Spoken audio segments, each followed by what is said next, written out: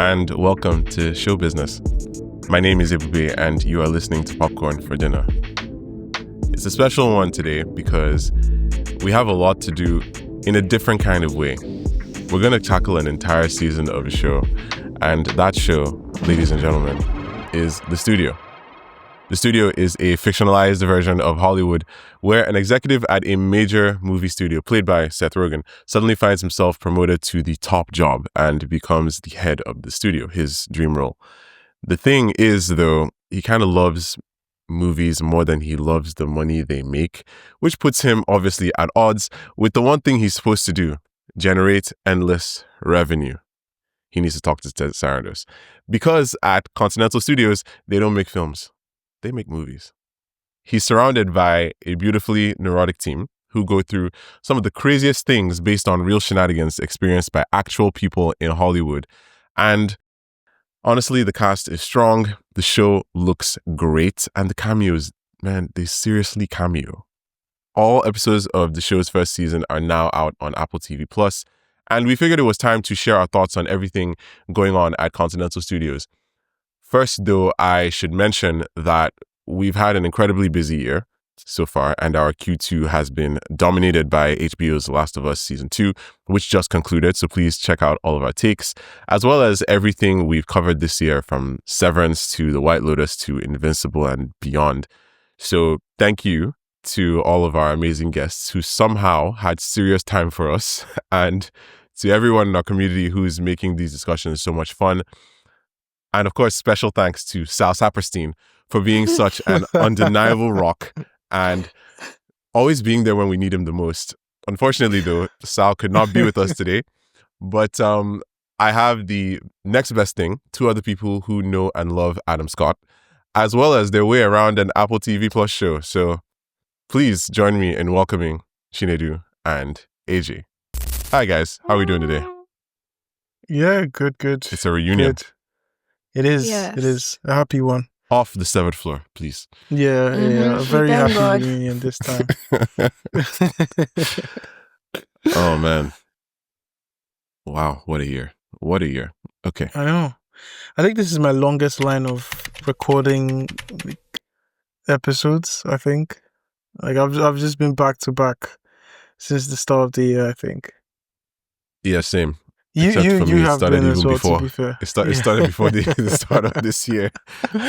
It genuinely feels right. Like House of the Dragon Season 2 started, and I've just not left this couch. Like I've just been here for like a solid 11 months. But yeah, all is well. Oh my God, they Yeah, need to do AJ, a how are montage you? of you. Oh yeah, they do. We do. I I'm do. good. Somebody should. I'm just happy Oh, to man. be here, as always. Well, welcome. You know who else is happy to be here? Matt Remick, the studio head. Though I will say his desire to be liked is probably the flaw in the Death Star here. Which, by the way, please watch Andor. If you're not watching Andor, what are you doing? Just please, Dang. everybody listening to my voice, find some time to watch Andor. Please. That's all I can say right now. I'm actually begging you. I'm taking a moment to beg you. I don't have time to beg you, but I'm begging you. Please watch Andor. Okay, but still though, how do we feel about just the general cast of the show? I mean, everybody's doing a great job in my opinion, but like these characters, like I think they put new, literal, tangible meaning to the word zany. Yeah, I think, because I went into the show, well, not blind. I knew what it was about, but I didn't know it was going to pack the punch in terms of appearances. So, the first couple episodes, you're a bit like, whoa, like... Oh my God. Scorsese, Zac Efron. Yeah. Yeah, so it's... and There's so many actual famous people in this like, show. do you get what I mean? Like, I feel like I kept on having to check, like, Google the name to be like, is this the actual person? Because I'm like, no way, every single person, there's like an actual famous person. Like, that's Like, the actual how did director they- of Smell. yeah, like, okay, first of all, how do you guys feel about seeing our boy Adam Scott again? I was I was happy. so happy. I'm like, no way, what are you doing here? I was so happy. And he was winning the award. Fingers crossed. Yeah, Not that for- actually for happened. something that's Emmy not Severance. season. No, it's insane. And for me, it's funny because the Golden Globes are kind of a contentious thing. Because of, I mean, there's been like a history of weirdness behind the scenes at that specific award show. Some people don't even take it as seriously anymore. I thought it was very funny that it was the Golden Globes that they went to actually do it. Obviously, we're kind of getting ahead of ourselves here, but for anyone who doesn't know, this show is about, the people at Continental Studios who run things and essentially are headless chickens running up and down. But at the same time, it's very episodic in a good way. And I feel like that's something that works for this specific show. It does not take itself too seriously. And essentially, there's this one episode that happens where they go to the Golden Globes towards the end of the season. And I kid you not, like, I loved a lot of episodes of this show. But for this one, I was actually smiling ear to ear the entire time. Like, I think my face started to hurt when the credits were rolling, because I was like, how are they doing this? Like, this is insane. That whole thing about being thanked, by the way, it's real. Yeah, it was real. crazy. And we're going to do our best to not spoil things too much in the show. But we will talk about some stuff that happens. So consider this your slight spoiler warning. One thing that happens in the Golden Globes, actually maybe the crux of it, is the fact that, studio execs love to be thanked in people's acceptance speeches, because that is the only way anyone ever knows they were involved, because they're not in the credits, right? They're not listed necessarily as producers in that sense. They're kind of just the people who, green light the content. Like, they are the powers that be. But as it turns out, being the powers that be is a very anonymous job. So, like, that Seth Rogen actually heard about, this story where, like, somebody was crying in a limo.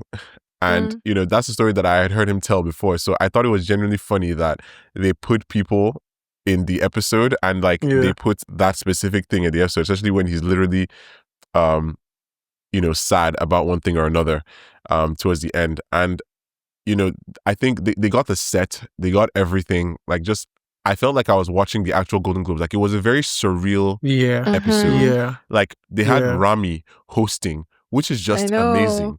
On a number of levels, it's just amazing. Like, some of the people winning awards, like, they got Aaron Sorkin to accept, like, a Lifetime Achievement Award. And like, when Seth Rogen went to ask Aaron Sorkin, like, about doing that, he's like, am I not too young to be receiving a Lifetime Achievement Award? It's like, no, it's fine. Maybe you're older in the world of this show. It's Anthony Starr presented an award as well. It was really cool. Wearing a cape. Wearing a cape, yeah. Oh my God, Homelander lives on. Like, wow. He really does. Wow. Like, He what do you guys really does. what would you guys say was your favorite cameo?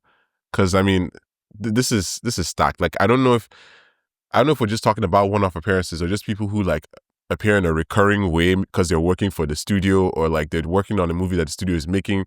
Like, Dave Franco as himself is insane. Yeah. It's just insane, Dave Franco. Zoe Kravitz, like, she really went for it too. And, like, oh my God, Anthony Mackie. I think if I was to go off the top of my head,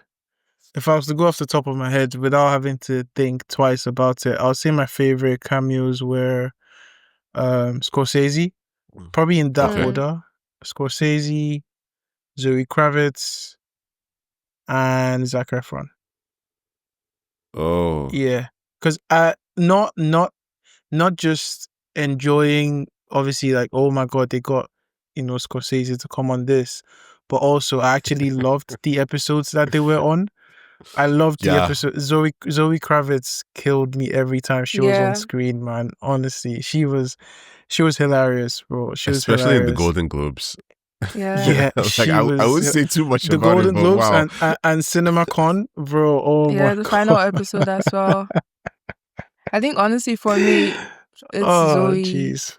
Like, I don't think I've seen her, like, obviously, like, we've seen her in High Fidelity where she's, like, having, like, full-on crash outs, like, every single episode. But I feel like this is more like comedic. I've never seen her be this funny in anything she's been on, which was like a breath of fresh air. Because I'm like, who is this? Like, I need to see you only doing comedy moving forward. Yeah. Like, stop all those drama and stuff. But yeah, I think Zoe for sure.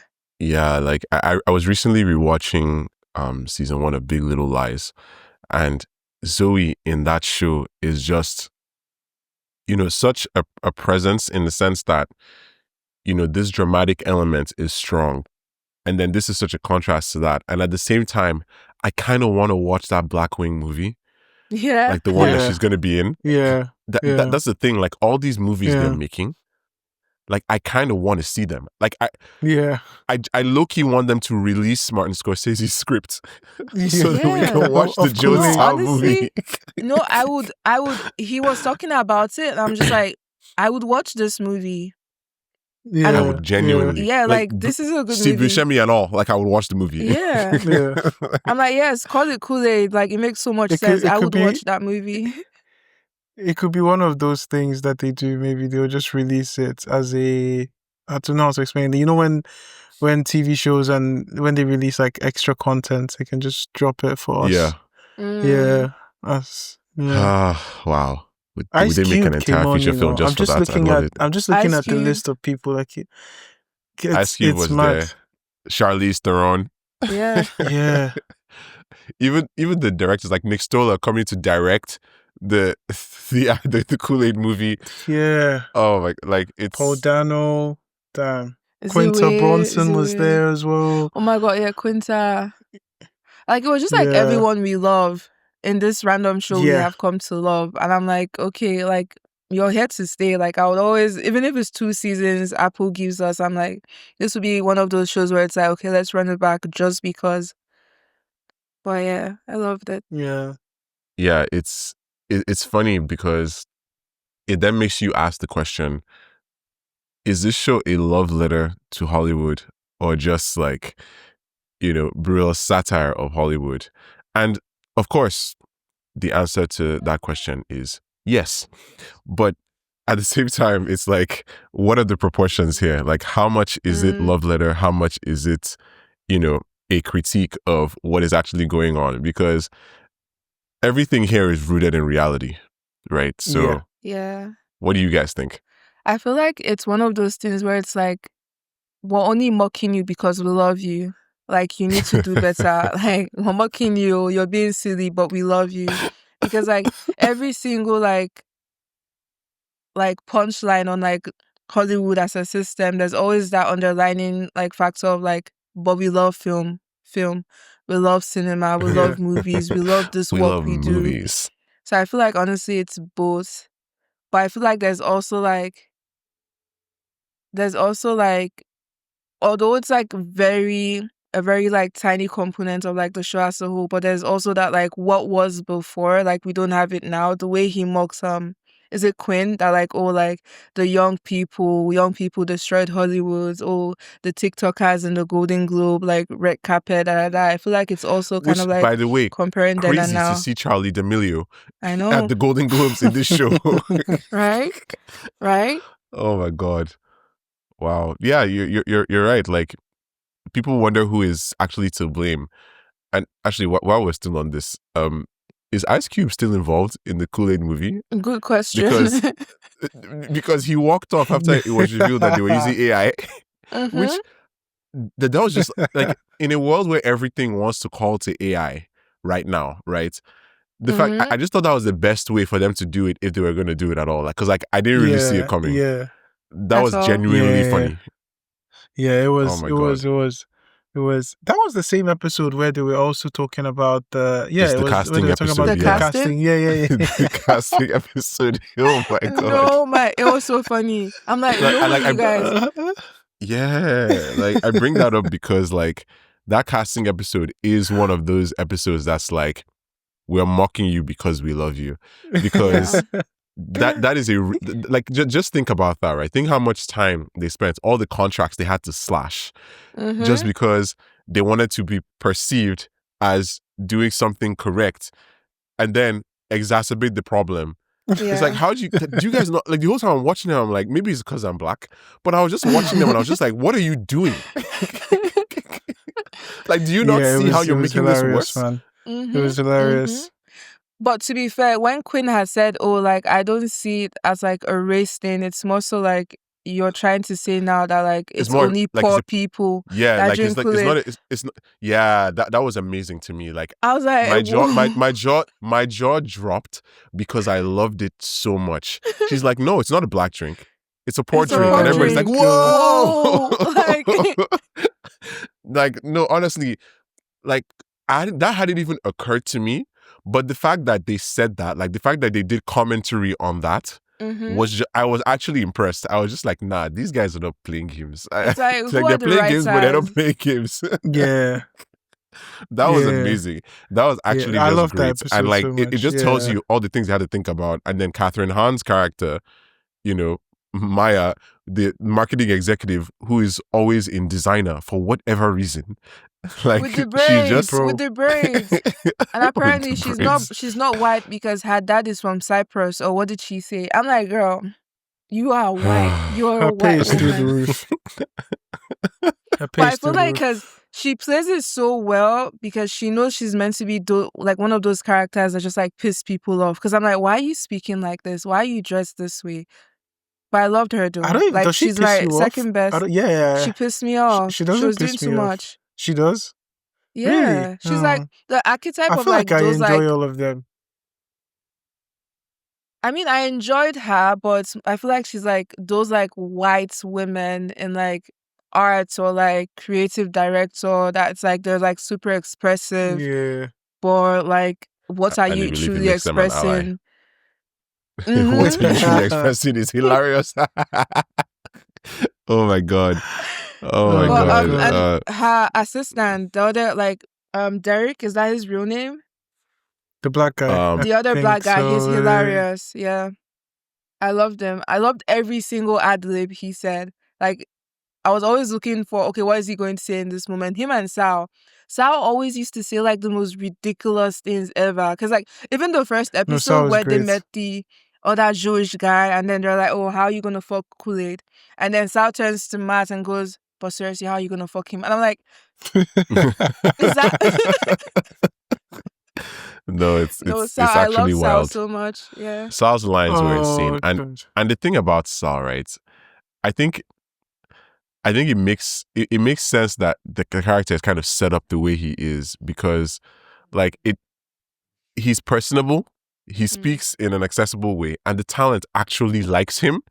So it makes sense that he has the role that he plays, like not just in the show, but you know, like in their studio, like completely. Yeah. Because like even if you're annoyed that people like Sal, it completely makes sense that people like Sal because why wouldn't they like Yeah. Sal? Like you Why literally wouldn't you have like Zac Sal? Efron being like, "Why is Matt here? I only invited you." Okay, but quick question though. Do we think like Sal would have made like a good studio head? Because I mean, he's loved so much, but I don't think he'll be the like perfect person for the job. I don't think he's I don't think he's a like big picture thinker. That's the thing. it's more so yeah. let's let's have fun. I Let's have think fun. he's someone. Yeah, exactly. I think he's someone that will probably he can get a good team together. I think he can make money though. I think he can make money. Mm-hmm. I think How? he can make money for Because them. he'll greenlight movies, not films. He'll be greenlighting anything that makes the Anything. box, bro. So And he'll make it possible in the most crazy way. Like he's going like I feel Sal would do illegal stuff just to make money. Look, any remake that you want to make, Sal is greenlighting that tomorrow. But is Matt wrong for wanting to make cinema great again? And by the way, the fact that they addressed this fundamental question in the first episode with Scorsese of all people is just so on the nose that it's funny because, of course, like Scorsese is the person who came out and said that, you know, I love the Marvel movies. The MCU is great, but it's not cinema. It's not cinema. Like this is cinema. Like there are movies and then there's films. Oh my god! And there's a difference. You know that meme, absolute cinema. Yeah. Literally, that's where it comes from. That's actually, like, for anybody who doesn't know, that is actually the origin of that whole thing.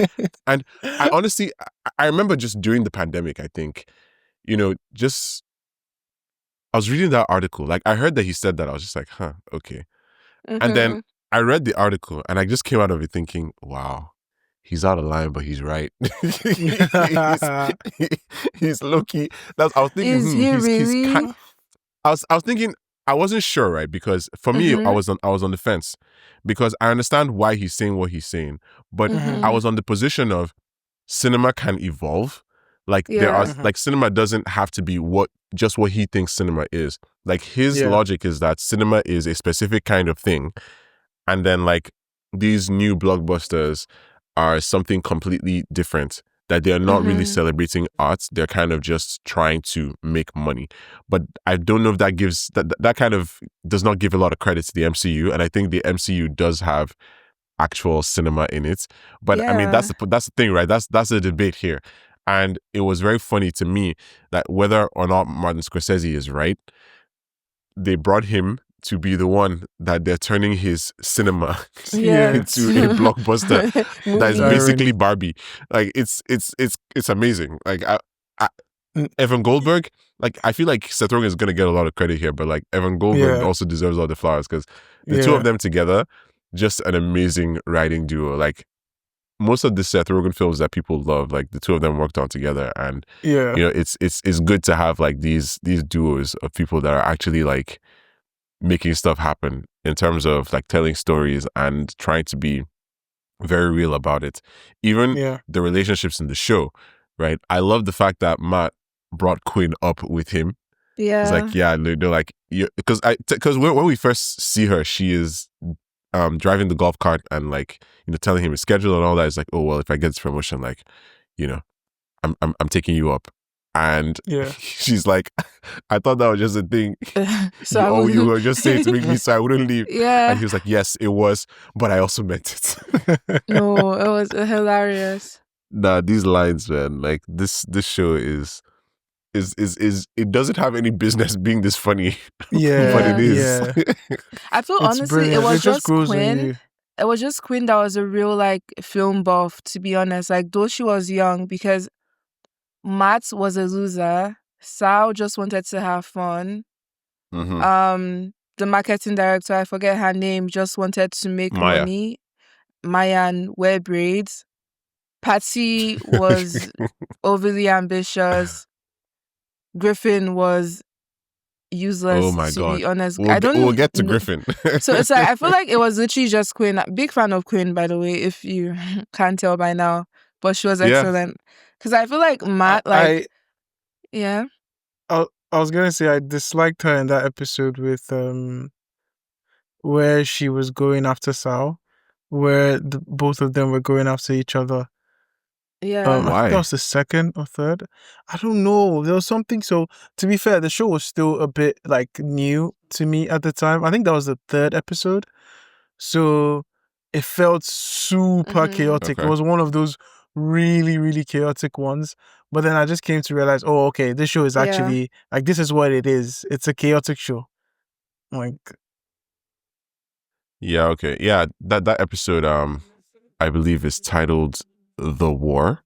And I think it is episode 5. Yeah, I think it's episode 5. And like, it was interesting to have that like in the middle of the season, because we got to actually see Quinn as a person and like see what Quinn's own ambitions are, like the stuff she has to go through every day, like the journey from where she parks to where she works. That's a real thing. That's actually a real thing. I'm so glad that they commented on that. And I kind of liked that episode because we got to learn a little bit about like both of them. And the truth is, Quinn, who is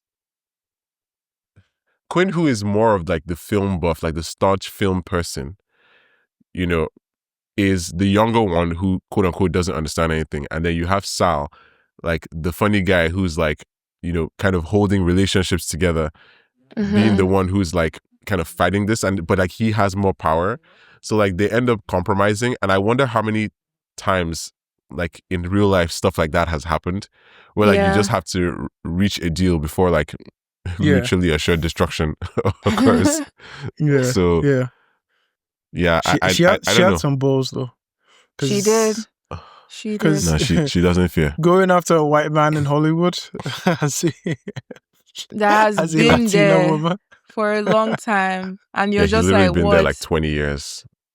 Like no, big ups. Took his parking spot, and his two daughters don't even like him, man. Oh my god, the two daughters. Oh my god. Whoa. Oh my god, bro. The secondhand embarrassment from those scenes was crazy. I mean, I've seen kids hate their parents, but that was different. They don't rate him at all. They don't rate him.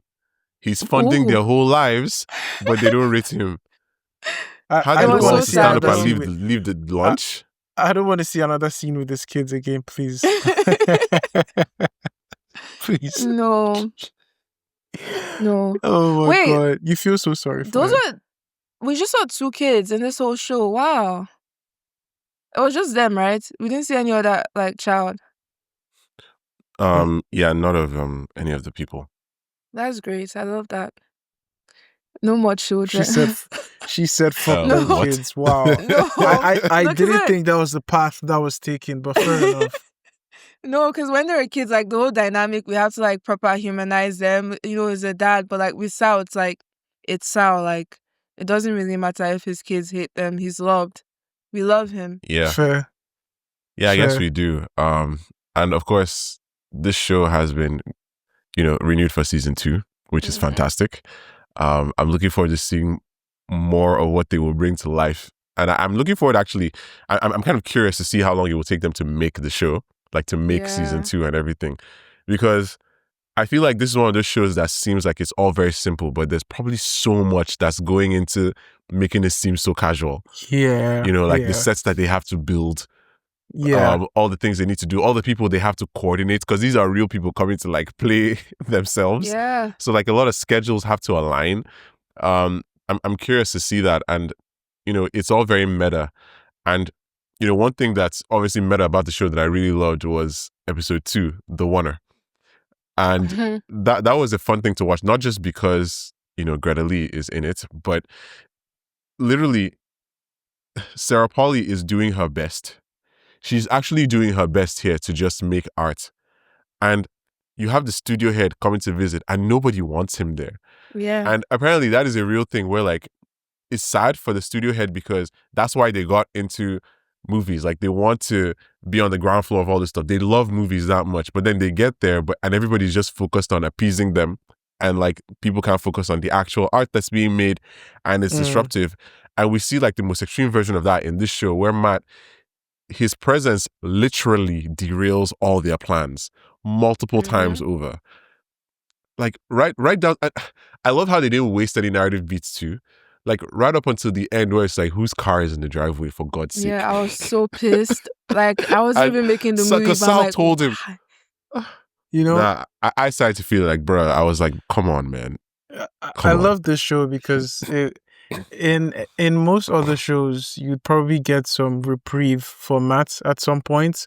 Nope. Some of the cast, they start to maybe say nice things and then they cuddle him. But it was like, no, fuck this nigga. Right down to the end.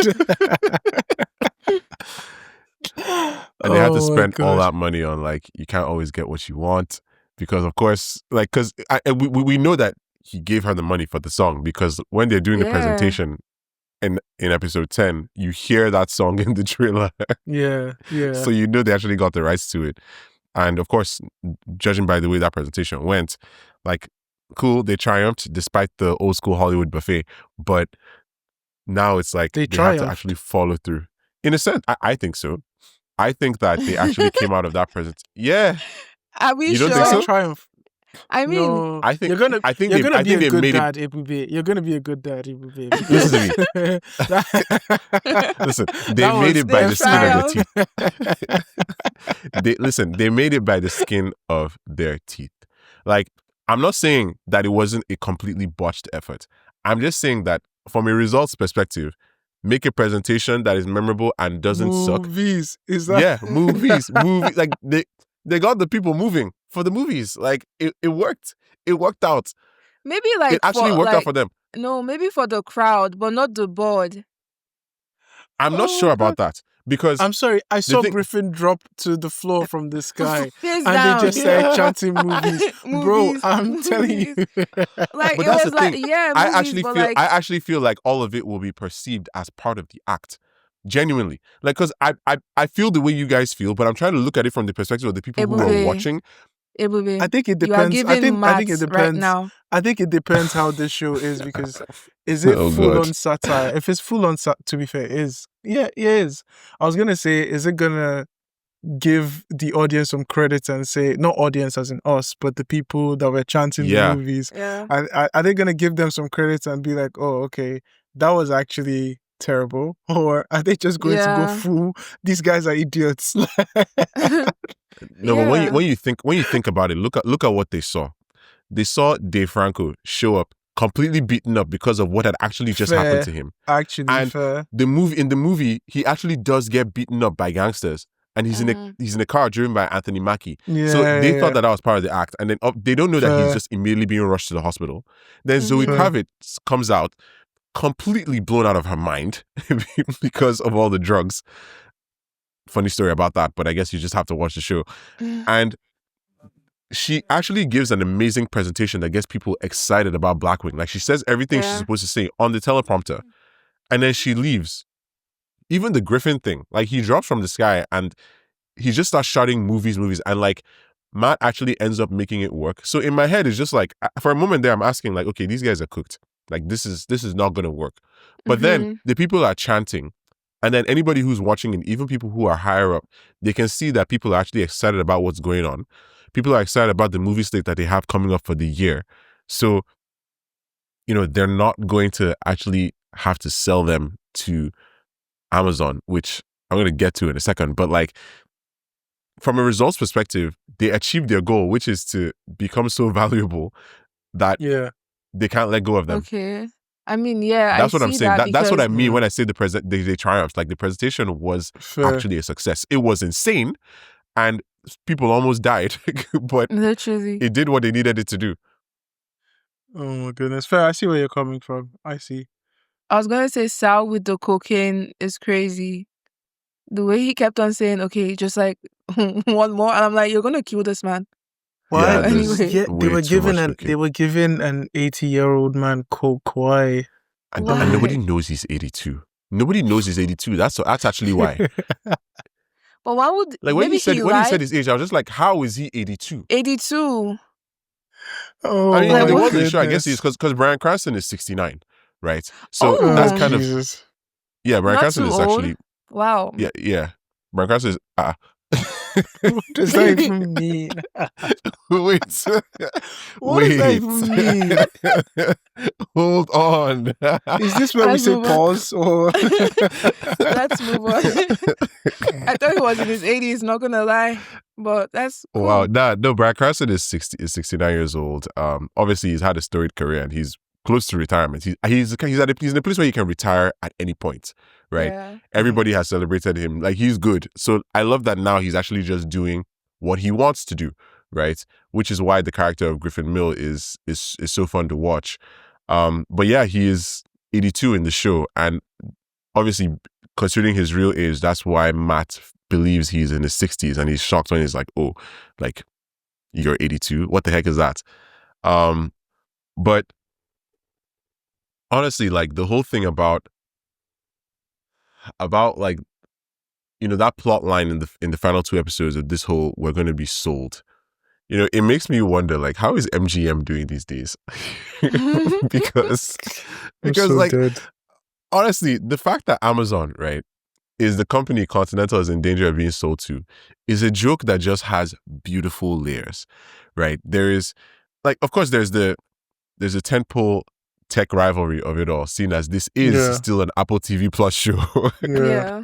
And Amazon is there. But there's also the fact that if this happens, Amazon would own 2 major studios with Mhm. storied histories. And it's a commentary on the fact that they're like a whale that just swallows everything in its path. Like, while the economics of Amazon and its role in the tech world with regards to cloud computing and e-commerce, that's a different TED talk that I'm going to have to do a different day. But I can tell you that the grand theory of Amazon is scale. And this narrative choice plays so beautifully into the satire because, of course, Amazon is trying to also buy Continental Studios. Like, think about how insane that is. Like, genuinely, what happens to MGM? What is happening to MGM? Is MGM okay? Oh my God. I think the whale analogy is so apt because they just open their mouth wide and just gobble everything in their way. In that way, yeah. Including people's hopes and dreams. Because come Bro. on, like what is this? Imagine. Patty says it in a very interesting way as well. She's like, so you mean we're going to go from being a movie studio to a branch being a tech, of a tech company? Bro, like that was perfect. That was actually wow. perfect They because really it's what you have a lot of the time now. Like basically, like everything is under a tech company now. Obviously, let's not get too deep. But yeah, it was hilarious. But yeah, speaking about Catherine though, she was so good. She was so good. I love Catherine. I love her so much. Oh my God, I feel wish like I this see more of her in The Last of Us. Reminded me so much of like the girl. Rest in peace to her, the lady from Arrested Development. I can't remember her name, but she died a couple years back. But I'm like, oh my God, like you're hilarious. I love you. I miss you.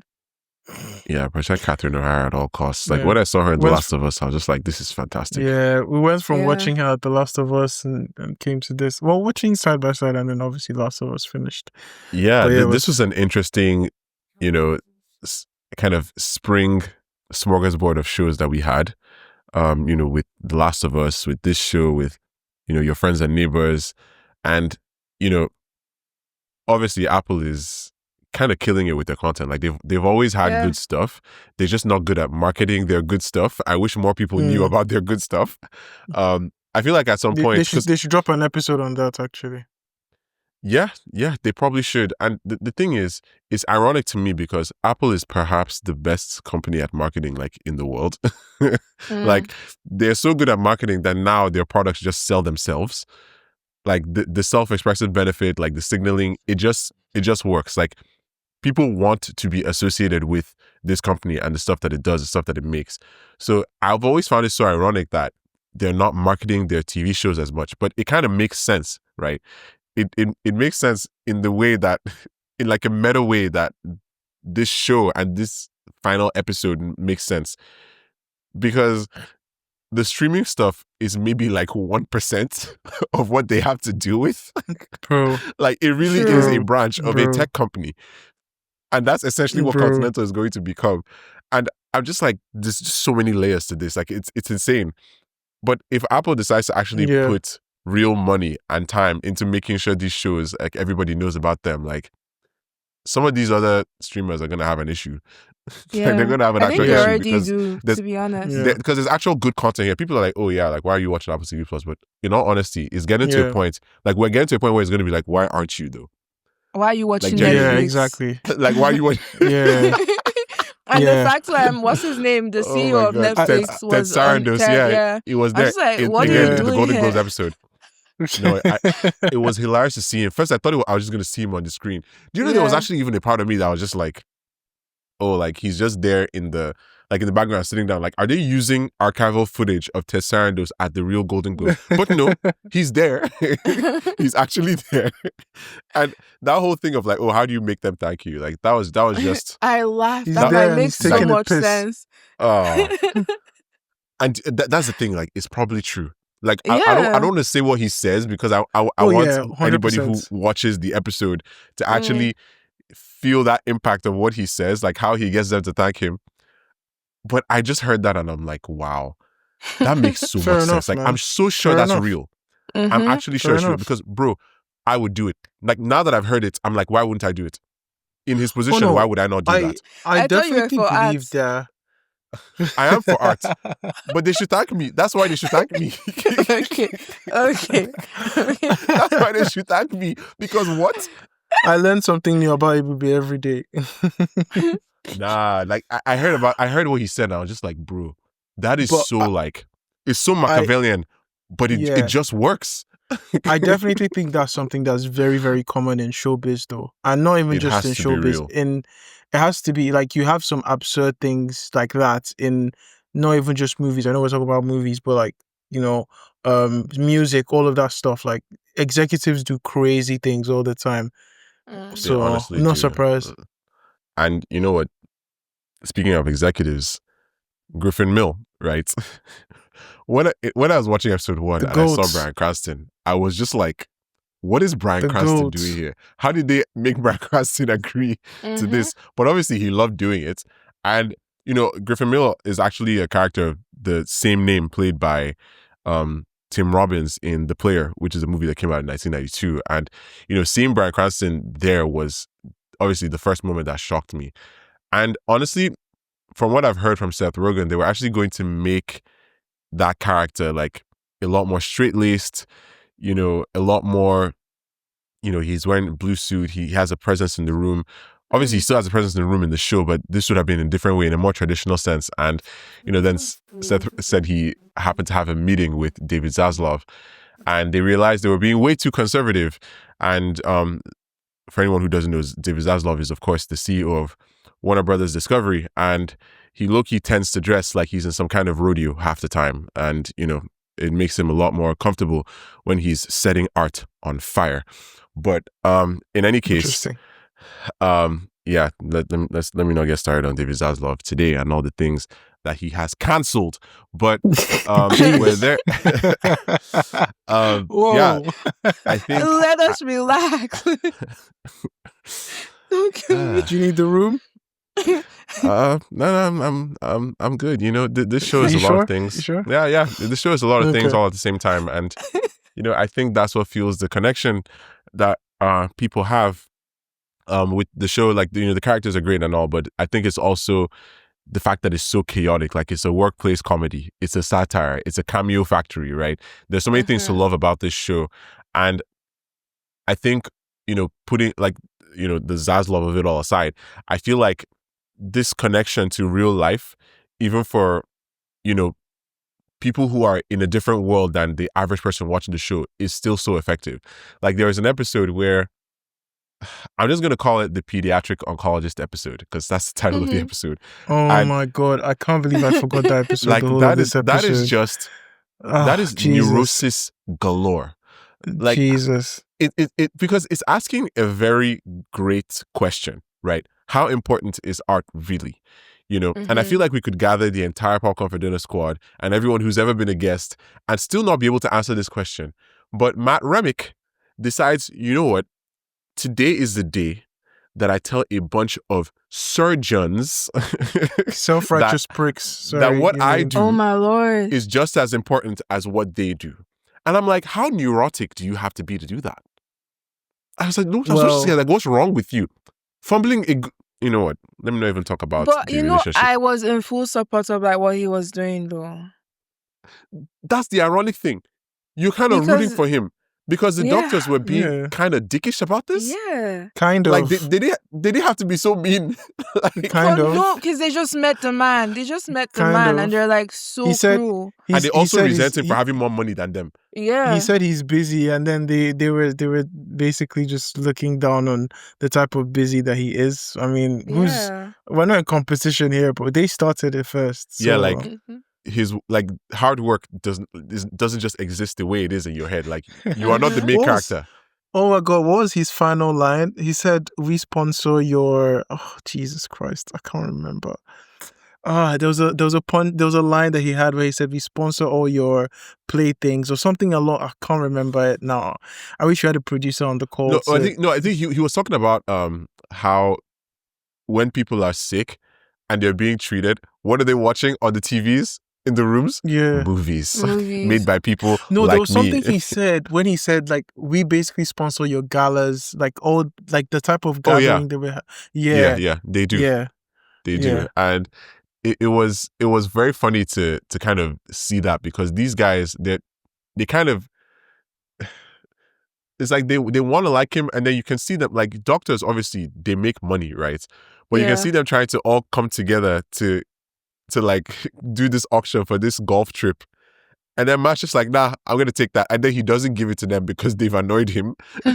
And yeah, I just remembered. He said, we sponsor your science projects, I think. That's what he said. Something like that. He did say that. Science projects is, that's insane work from him. Oh, like that's actually, that is pure disrespect. He should not be saying that, but and then he goes ahead to break his finger. Yeah. Oh my God. And he had to go to the hospital to save his own life. It was like full circle. Yeah, so in the end, he needs the doctors. He needs the doctors. But he's going to watch a movie though in the hospital in his private room. Good God. But then she was a terrible date. Oh my goodness. Yeah. She sucked. She was gaslighting him like, "Oh, are you taking this so seriously?" Like, of course he's taking it seriously. You're saying what he does for his living isn't important. with her co-workers over the guy. I loved during the auction when he just, went ballistic during the auction. It was so satisfying. And I feel like even if he didn't intend it as such, this was a very, remember though, guys, I still have more money than you. Like, yeah. Let's not forget. I like, think you may be important, but I am rich. Whoa. That's a bar. Real though. Real. That's literally what he was saying. Because what the heck? Like they were literally going out of their way to be like, oh yeah, what you do is important, but like, like anybody, like, it's just this thing, right? That people love to do when they just assume that anything creative is easy. Yeah. It's like people don't want to pay creative people because they're like, well, I mean, you're just playing in your sandbox. Like, this isn't actual work. Okay, well, if it's not actual work, why are we in a situation where you're going to have to pay me $5,000 to take pictures at your wedding? Whoa. Who's on the back foot now? Huh? Oh my goodness. Anyway. This was a chance for Ebube to get a lot of things off his chest today. Yeah, I'm realizing. This is honestly not the studio episode. This is the therapy session. I think the studio is a therapy session for some people. I'm sure that there are people who are watching the show thinking, look, oh my God. Arts, film and TV is. So, Matt's, again, he's right. Let's just call it movies, guys. What is a film? What is a film? They're all movies. Sorry, AJ. Oh my God. Whoa. That's amazing. We have Griffin Mill in the building. Bro. That's actually so funny. Oh my God. And honestly, like Ron Howard kind of almost ruining his own movie, speaking of which, because he wants it to be a quote unquote film, was one of the funniest things that the show did. Oh, Jesus Christ. I loved, they need to, when is the second season coming out? That was my favorite episode because that whole sequence was actually so bad. And I don't get the significance with the whole dead cousin. I remember watching it. I actually remember watching it thinking like, wait, why are they just standing staring at the moon? Like, what's going on? Can you actually imagine being like at the cinema, like you're at the movies, like you've paid to watch this movie and then you think the movie is over and then there's just 30 minutes of them staring at the moon. What? And you enjoyed the movie. You enjoyed the first half or like the whole initial part of the movie, and then there's the rest of the movie that you're like, wait, what? Like, what is going on? And no one could tell him, even Anthony Mackie. And I love Anthony Mackie, by the way. He's literally one of my favorite black guys. But I'm like, even you couldn't tell him. Okay. Wait, what? Chinedu, let it go. Chinedu, let it go. Chinedu, let it go. Oh my God. Chinedu, please.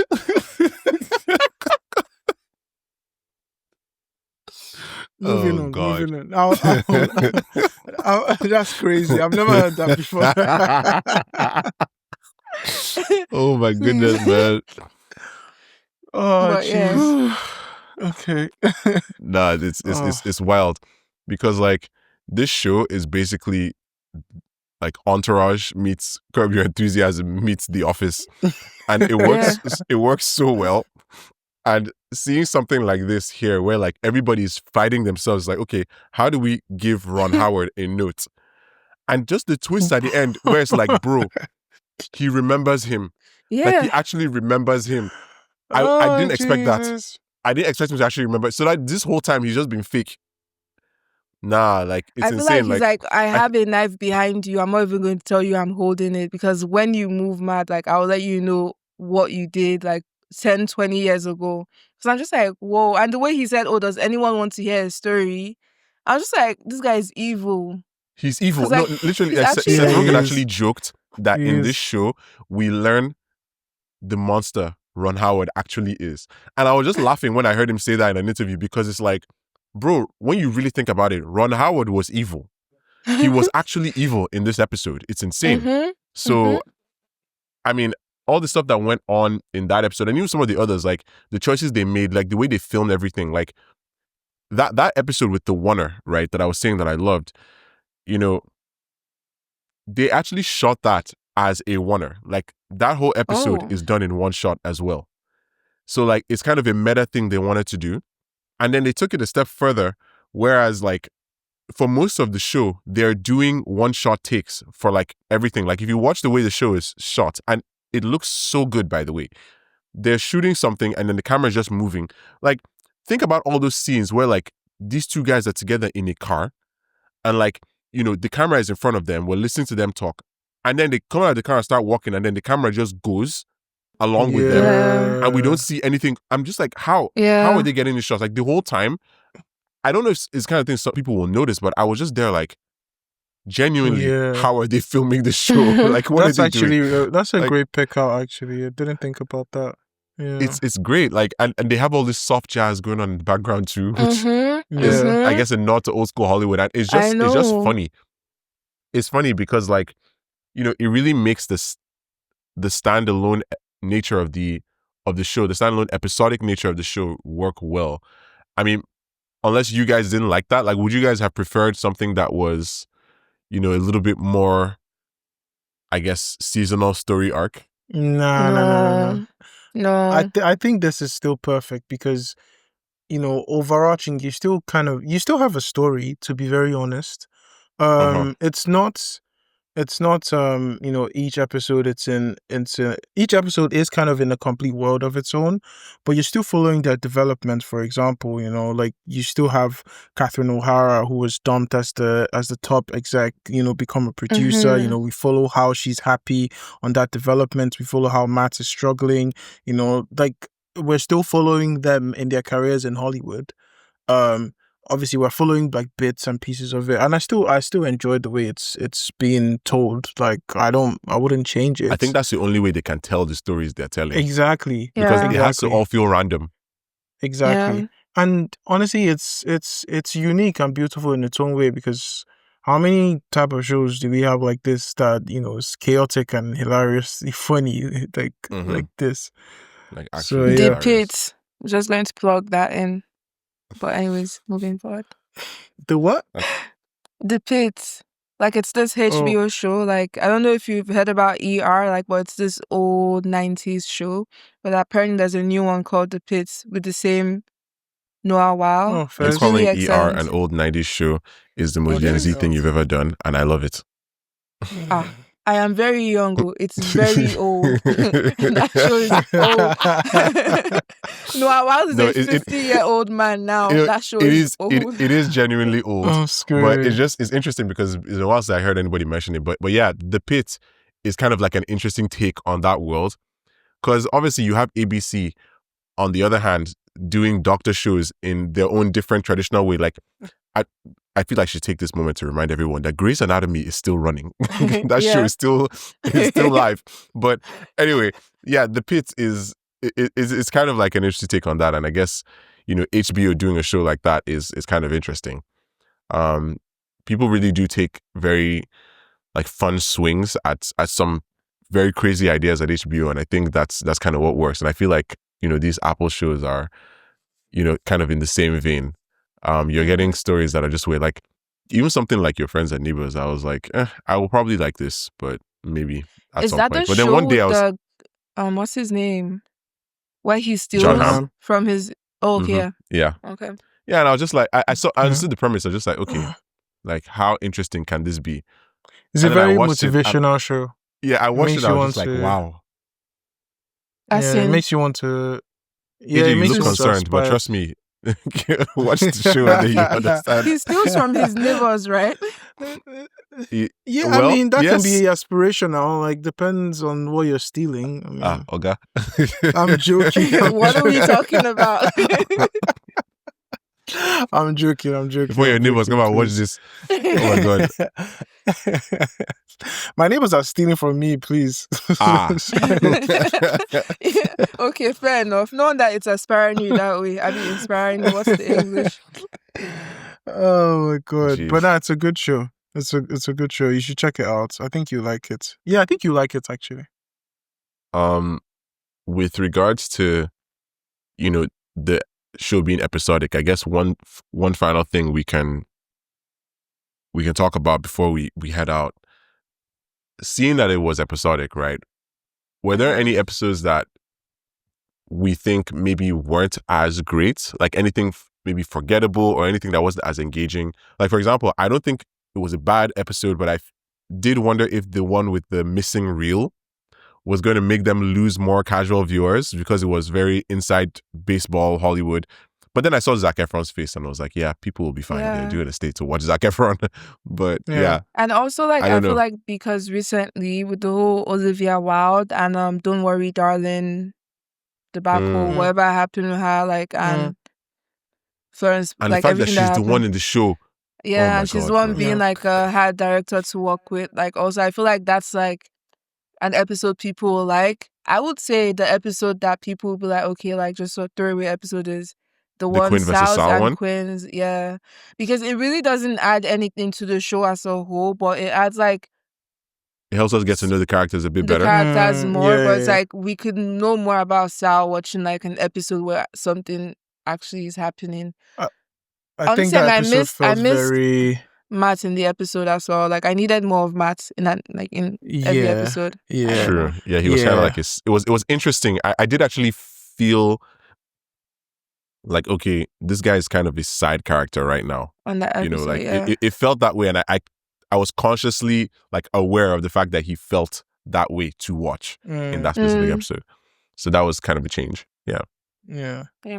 Yeah, it felt very Tom and Jerry, that episode. It Yeah. did I feel mean, very. it really was. It really was.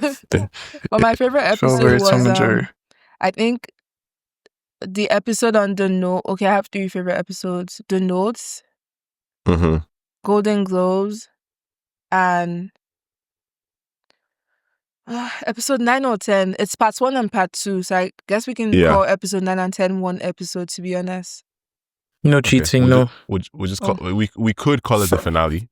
yeah. But- Then the finale, The Notes, Golden Globes, and then the finale. Fair. The Notes Fair. was definitely something. Like I remember seeing the end of it and just being like, bro, this is a brutal episode because Ron Howard is not sorry. He's not sorry. was- Let's just be clear about that. I was going to ask you guys very quickly before we round. Have you guys ever had to give a note to someone creative before? And you found it tough? Almost. That's interesting. Usually, because usually I'm the creative person in the room. Yeah. But Bo. no, wait. It's not like that. But God, that was a trap. I should have known it was a trap. Mm-hmm. That was a trap. Okay. Sorry, boss. But now carry on. No, like to other creative people, like sometimes I'm like, maybe I'm leading something or I'm trying to figure out something from a supervisory perspective, and then I'll usually just say it. But thankfully, I guess it's hard for me to imagine not doing it just because like most of the time in such a situation, I'm talking to somebody who like I understand their position or I've done what they've had to do, or something like that. So I will kind of understand how they may want to hear it. Whereas it's very different from like an executive who like is just trying to make money. But that's the thing, they're not just trying to make money. I feel like that's what the show is trying to tell us. Like, these guys actually like movies. Yeah. Like, but Yeah. they're scared. And, like this line, for example, that Matt has in episode 1, that's a real thing that, you know, he heard with Evan Goldberg from a studio executive in the very early days of their career. Like, they were getting a lot of notes from this person, and he just stopped at one point and he just like took a breath and just said, you know what, I got into this business because I love movies, and now I just feel like it's my job to ruin them. And Damn. yeah, like that stuck with them, and that's literally the line that Matt says in this episode, because like they never forgot that, and that's kind of what they're trying to show us here. So it's like, to say that they're just here to make money is a bit reductive, right? But at the same time, they are not the creative talent in the room, so they don't really know how to speak their language. Yeah. Like, Matt is So, such yeah, I a don't know. loser. And the like, implication he's- is very big as well. Yeah, like his big issue is that he just wants everyone to like him. to like, like him. he- But he's for really what? concerned Why with are that. we liking you? Because he's not special. Like, I love him, he's sweet, he's precious. Like, I love my Matt, Oh. but it's like, No, Chinedu, you forgot who we brought here today. You know she's savage. Jesus. no, but really though, what is he bringing to the table? Like, no insights, He's- no nothing. Cause like, Damn. He's bringing the passion for arts to the table. That's what he's bringing. MK The Ultra, originality. or what's it called? MK Ultra. Is that where the passion is? Oh Lord. But anyways, Oh, God. This is why Man. film is dying. okay. That me, I'm still Yeah. watching movies. Film is dying. There's movies. She's like, let film die. There's movies. Oh, my God. Wow. I guess with that, we might as well call it, because we could probably be talking about this show forever. Like, in a show like this, there's just so much to discuss, because it's like we're talking about the whole season, right? And on some level, you look at it and you're like, there's nothing to really latch onto. But then when you actually spend some time, you realize that there is everything to latch onto, because this show Yeah. manages to do everything. I'm really curious as to what they're going to do in season 2, because I'm sure they have so many more stories. Like, I'm sure there are things that they wanted to put in season 1 that they didn't put in season 1 because they're just like, people are just Yeah. not going to believe that. Like, that one is Yeah. actually too outlandish. So they probably have to take more time to figure out how to make those things work within the context of the show. So yeah. Thank you everyone for listening up until this point. Please go watch the studio if you haven't already. It is honestly a journey. It is actually not, it's not a journey, it's a ride. Like, literally, the show ride. is so Mhm. chaotic. The show is so chaotic. Like, the pacing is crazy. The lines, like, stuff that they're speaking, I'm sure there's so much improv, but yeah, like, just Yeah. There has to be. yeah, just go watch the studio. And There has to be. yeah, we're gonna have a few more episodes like this coming up, where we kind of just talk about seasons of shows that we loved and could not discuss while we were running from Seraphites. So thank you all so much again for being here, and yeah, see you soon.